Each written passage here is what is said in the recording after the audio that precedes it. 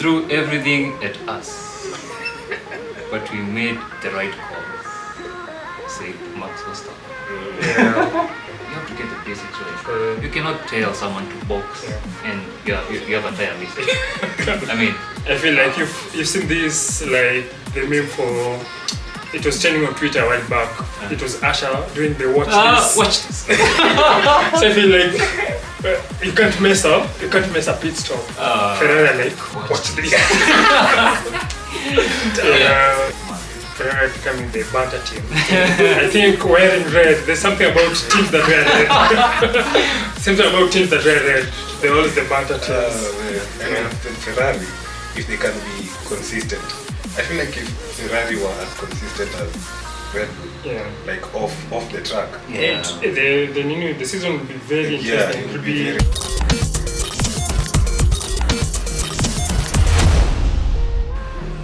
Hello, ladies and gentlemen. Welcome to the Pit Window Open podcast. My name is Paul, and we are here to do the Dutch recap, a race which was full of mixed emotions. So I'm joined by my crew, my boy Kel. What's up, guys? And we have a debutant making his official debut. Is it? So, yeah. I feel like I've been here before. Well, Okay, not on a recap. Okay, true. Yeah. True. My name is Kevin, also Kengay. And thank you guys for having me here. Yeah, sure. A very strong Mercedes supporter, right? Yes. yes. It's very. Although I've been out of the game the past few weekends, but yeah, Mercedes fan for sure. Yeah, for sure. It's good to have you here, bro. So let's dive into the race. We saw what happened. Mixed reactions. A bit of mixed performance from different drivers on the grid. Yeah. We saw again, and I'm gonna read his quote. They threw everything at us, but we made the right call, said Max Verstappen. They actually did. I agree with the quote. I think both teams, both the Ferraris and the Mercedes, tried every way to finish at the first position. Yeah. But Max was just better. So, is it the Red Bull cause Max Verstappen currently is driving remarkably well? Yeah. No mistakes. The guy is on form, performing brilliantly. True. But Sergio Perez is not replicating the same form. So I think it's just a case of Max Verstappen being, Max Verstappen. Yeah? You agree with that? Yeah, definitely. Because so yesterday Sergio Perez was struggling a bit. Yeah, especially on the first stints.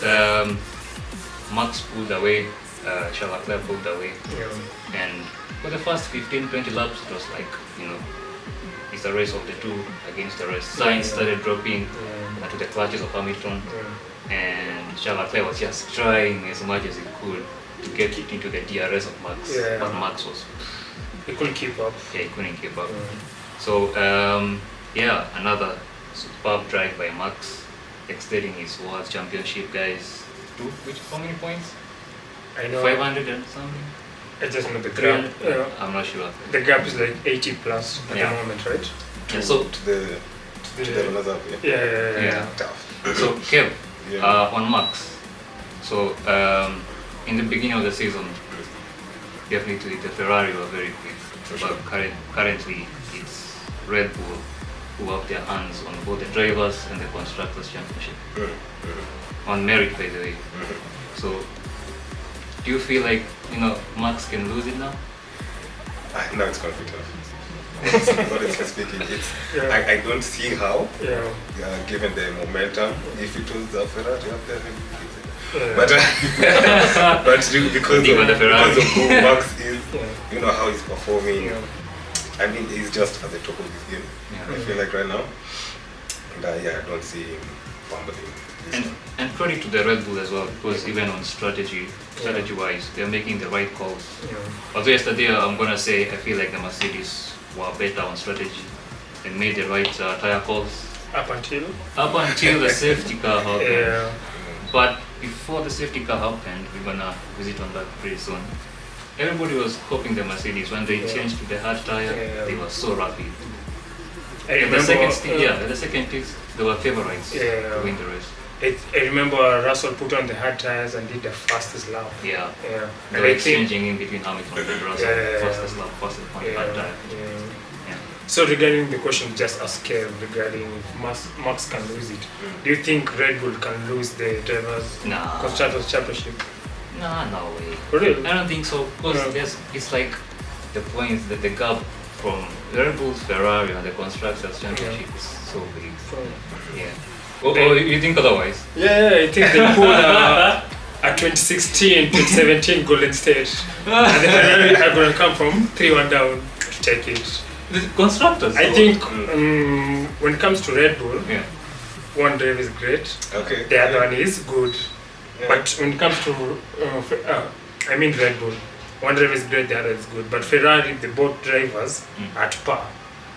So I think when it comes to the drivers' championship, they still have a chance. But Carlos Sainz struggled really, like. No, they messed him up. No, even before they did that whole mess up. I mean, we shall come to that. Okay. Before they did the mess up, in the first stint he was falling behind Charles Leclerc and Verstappen. Wasn't that a strategy? To keep the rest of the team? But even when they switched onto the new tires, the guy was still struggling. I feel like Carlos Sainz did have the pace this weekend for some reason. Charles Leclerc was just quicker than him. Yeah, even in qualifying. See you next weekend. Maybe to add to that, I feel like the problem with Ferrari is everything bad to their driver. Yeah, definitely. Everything but their driver. They all. It feels like Ferrari. If they won't ruin one driver's race, they'll win the other one's race. It's either they ruin Charles' race or they ruin Charles Leclerc's Sainz race. And it's every weekend, every GP. Someone's race might be ruined. Yeah. So let's dive into that about Carlos Sainz. You hear what he said? No. Oh my God! This was, I just have one word for that. It was horrendous. Horrendous. Did you see the pit stop? No. 12-second pit stop. Not even 12 seconds. They forgot that one time. The one who's supposed to change the rear. The guy was missing. What do you mean? How? It baffles me. It's the 12 seconds. That's tough. Now, see, that's the thing. I mean, Ferrari, if they can be consistent, I feel like if Ferrari were as consistent as Red Bull, like off the track, the season would be very interesting. It would be very different. And it's the simple mistakes. I mean, basics. You have to get the basics right. You cannot tell someone to box and you have a tire mistake. I feel like you've seen this, like the meme for. It was trending on Twitter a while back. It was Asha doing the watch this. Watch this. So I feel like you can't mess up. You can't mess up pit stop. Ferrari like watch this. That completely ruined Carlos Sainz's race. It was done 12 seconds. He came out from P3 and then into P8. 12 seconds is too much. And they continue making these mistakes. And first and foremost, we are fans and we love our teams and we defend our teams with a lot of passion. But some errors, time after time again, you do these errors, simple mistakes. Something has to change at Ferrari, right? Yeah, definitely. They either have to put someone into place to monitor some things because, come on, man. Ferrari becoming the banter team. I think wearing red, there's something about teams that wear red. Something about teams that wear red. They're always the banter teams. We have Arsenal, Manchester United there, and now Ferrari. I don't know what they do because they can't escape red as well. They can't accept the color. So Carlos Sainz race done after that. On top of that, they had an unsafe release. Oh yeah, so 5-second penalty. On Carlos Sainz. They had an unsafe release on the pit lane. But was it which car? Yeah, it was a Red Bull that even went. It was Sergio Perez. And then they had an unsafe release. And I think there were two unsafe releases. That was like a The other one was The other like one a was, yellow flag. Like he overtook. He overtook someone and like that yellow flag. Oh, yeah, I remember that. Yeah. But he only got like 5-second penalty, which he finished P4 and then it was like up to P8, which messed up your prediction, by the way. For which prediction? For Alonso, you had predicted Alonso you finished P7. Yeah. I predicted Hamilton going through the on the podium. But our predictions were okay. Yeah. It's a safety car which ruined the prediction, yeah. and Ferrari doing the Ferrari thing. Definitely. Yeah. So let's get to the Mercedes curve. Making progress. Yeah, I feel like for you had sure. a very good race. Race pace wise, you guys are getting there. Yeah, for sure. I mean, like, you can clearly see that. I mean, it's Mercedes at the end of the day. We're still gonna come out of any situation. Yeah. That and that's the thing. I feel like just based on this discussion, the situation for Ferrari and Mercedes, I feel like it's the opposite. It's the opposite. Whereby you don't expect Mercedes to, you know, to do that. Yeah, Definitely. that's a very good point, because when Mercedes are on it, you feel like it's gonna come home. Exactly. But when Ferrari have a, we've seen it multiple times. When in the prime position to win a race, they throw it away. It's unbelievable. But Russell, P2, good job. He's been doing a great job all year. Yeah. So he deserves Mr. Consistent. Yeah, 100. But it was a nice call from Russell. For sure. And, the safety car. Yeah. Because I feel like the Mercedes team wouldn't have called him in. So it was like, let me come in, I want the softs. And that was a very good call for the safety car. If he didn't box, would he No finish podium. behind? No, there'll be a podium for either Russell or Hamilton. Yeah, it would have been a podium, but it's not guaranteed. That Red Bull and the Ferrari on the news on the softs from the safety car restart would have been a very big. There were 12 laps to go. Yeah. So I don't think the Mercedes would have defended on that medium tire. So you think Sainz and Perez will overtake both of them? Yeah. I don't think so. But On the medium tire? yeah. Depends how big was the gap there. There's a safety car. True. So they are all together. Yeah. Yeah. I feel like he wouldn't. So the same situation like we saw at Silverstone. Charles Leclerc didn't box on the hard tire, and then the rest and they all flew past him. Yeah. So unfortunate for Hamilton though. Very. I just keep you could hear his radio. His radio calls were really angry. He was like, I can't believe you guys. He was cussing. He was cussing. But you can understand his frustration. Yeah, for sure. Yeah. Potentially a double podium for Mercedes gone. It's been a back-to-back disappointment for Hamilton. Last week he DNF'd. This week he lost position. But you can celebrate at least, he didn't DNF. Yeah. That's a good. Remember, the Mercedes and the Ferrari are still, when it comes to Constructors' Championship, they're neck in neck. It's like 30 points difference, and Ferrari can do anything to fumble that gap. So Mercedes can be there to capitalize. Yeah, for sure. Good race by Hamilton. Mercedes overall, I feel like they had the right strategy, the right calls. And we're gonna talk about a driver who I think performed very well, Fernando Alonso. Yeah. The guy is always within the mix. Who's your driver of the day? I would say he has to be Verstappen. Or Fernando Alonso. Yeah. You have a different. What position did Mick Schumacher finish in? I don't know, let me check quickly. Who's the driver of the day as he checks? Mick Schumacher finished P13. It was in P10. So it was Verstappen, Russell, Leclerc, Hamilton, Perez, Alonso, and Norris. Norris had a good race by the way. Carlos Sainz because of the 5-second penalty, Esteban Ocon and Lance Stroll. Oh, shout out to Lance Stroll. That's good points for Aston Martin. They've really been. They've really been. Aston Martin, right? They've really been struggling.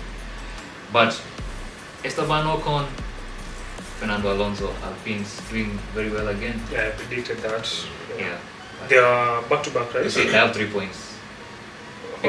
Let's see. See, when you predict something and you get it right, that's 1 point. Okay. Yeah, that's the thing. Okay. Last time my podium was spot on. Perfect, perfect. But this time we were both on track. What did you predict on the? Yeah, I predicted. I predicted Leclerc to win the race, Sainz P2, and Hamilton P3. Hamilton was supposed to. Oh, but I remember we did the prediction before the qualifying. Yeah, so would you have changed it after qualifying? Yeah, I would have definitely. Yeah. Maybe you should do predictions. I feel like you guys should do after qualifying. After qualifying. It's a better picture. Yeah. Time is the issue. Anyway, Alonso, nice race. For me, actually, I'd give Alonso driver of the day. He had some really nice overtakes. Yeah. I feel like Verstappen and the Red Bull, he just have so much drive. We saw it even after the safety car race that he didn't even need DRS. To overtake Hamilton. It's crazy. We saw the memo giving Mercedes fans energy so you can beat them again. When Hamilton overtook and went to P1, it's like Verstappen was just, let me chant you. Yeah. It was amazing. Let's talk about difference in same drivers, one team, two drivers, but one struggles. Yeah, one struggles. Yeah. I know it's not been the best season for Daniel Ricciardo.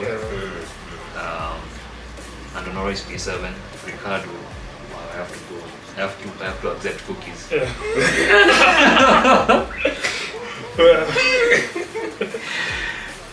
Where's Ricciardo? Yeah, P17. I feel for Ricciardo.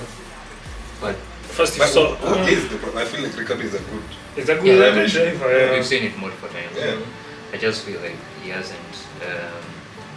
His move to McLaren hasn't worked out at all. And McLaren have announced Piastri to be Norris' teammate next season. So Ricciardo, as per now, he doesn't have a drive next season. Oh, that has to affect you. Yeah, that has to affect you definitely. Sure. Psychologically, as a sports person, So on the it knocks you down for sure. Yeah. Last weekend, after the race, he was just sitting by himself. Yeah. I don't know. A lot of people are saying maybe he needs 1 year out. Because I definitely, we still need a Ricciardo. We need his smile. We need his smile on the face. But I feel like I think he's not in the right space. I'm looking at his body language, the way he's communicating with engineers. Doesn't seem like a driver who he's lost that confidence. And a confident Daniel Ricciardo is a very good driver. I think it's the team. Did you see the reason why as why they chose Piastri? No. Okay, they were like, of course, he's won the junior categories, and then they were like, we feel like his personality will blend in well with Norris. So is that a dig at Ricciardo's personality? Yeah, that's But also, like, Norris made a statement about 1 or 2 weeks ago. And he also made kind of a dig at, I don't remember the statement, but he made kind of a dig at Ricciardo. Have you watched the latest season for Drive to Survive? Imagine I've never watched. There's something between those two. It's like, you see there's healthy competition, it's like unhealthy competition. But how old is Ricciardo? 33, 34. Yeah, and Norris is like 21. Wow, 21, guys, 21. Yes, but they could I be think an age it's an age thing. Norris, I think, his ego is a bit like by the team. Yeah. The dynamic between the two is clearly lacking a bit. I feel like also Lando's performance is kind of hard on Ricciardo as well. Yeah. But considering like he's been out for but you don't have to rub it on your face. I think that's what Lando does. Lando does that though. And then you see the meme. You saw the meme when they were bouncing on those things, and then Ricciardo was like, "Tick." They slapped him. Slapped that ball on. Yeah, I think he deserves that. Yeah. Even though Lando is my favorite driver, I think there's a bit of, I won't say maturity, but he needs to check himself a bit more. Check your temperature. Anyway, the team standings as we speak, as of now, Red Bull Racing is 511 points, Ferrari 376. That's a big gap. Right? Yeah. And then we have Mercedes on 346. So Mercedes and Ferrari got 30 points. Okay. So there's something to fight for the Mercedes. Yeah, for sure. Yeah. When we go to the Drivers' Championship, I don't have it. But that's gone. It's already gone. Yeah, Can- pretty much. What can happen really? Nothing can happen. What can happen? Yeah. Verstappen is driving brilliantly, Yeah. no mistakes, not overdriving the car. He's so confident. The only thing that can stop Max Verstappen from winning the championship is unless Jesus comes today. That's the only thing. Yeah. So, Kev, any final thoughts? What do you think about Mercedes going forward? I mean, at least we have something to fight for, and it looks like the future is looking brighter. Yeah. Even though we can't really catch those Red Bulls.